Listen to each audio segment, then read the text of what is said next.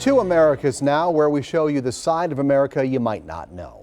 The topic of racism is one that many shy away from, but an author says that is the reason why her children's book was denied by the Wauwatosa Public Library. It's an accusation the city's attorney vehemently denies. Julia Fellow takes a closer look at the discrimination complaint the author has now filed with the state's Equal Rights Division.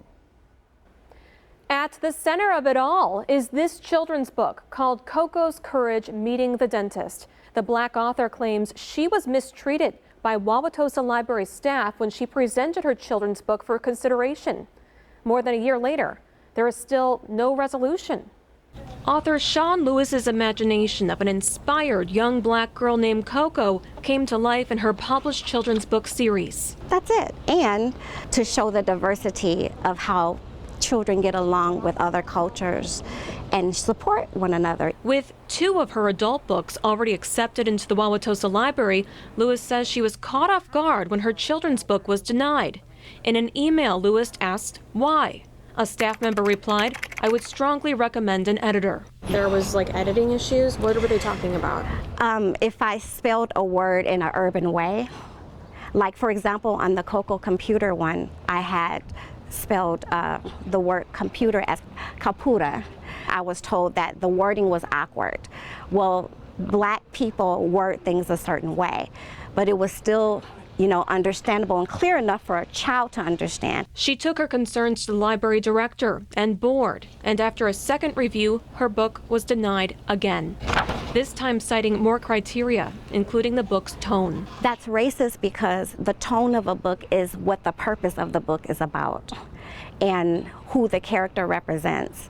Well, the character represents African American children. We went to the Tosa Library to talk to the director and City Hall to talk to the city attorney. No one was available for an interview. Instead, we received a statement from the city's communication manager saying we deny that the decision not to include her children's book was racially motivated. The city's communication manager also sent us 96 pages of correspondence between Lewis, city staff, and the state's Equal Rights Division. In it, the library's director emailed Lewis and said, quote, "From a customer service standpoint, I would agree that staff member could have done a better job in conveying this information to you in her second email.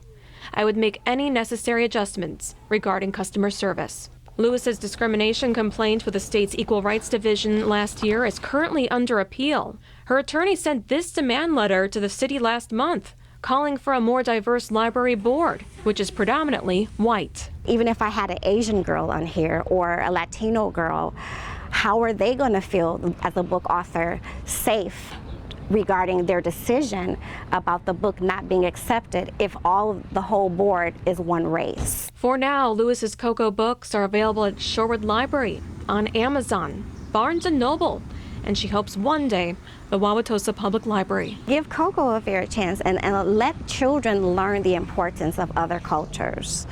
That's the key because it's the new generation. Julia Fellow, TMJ4 News.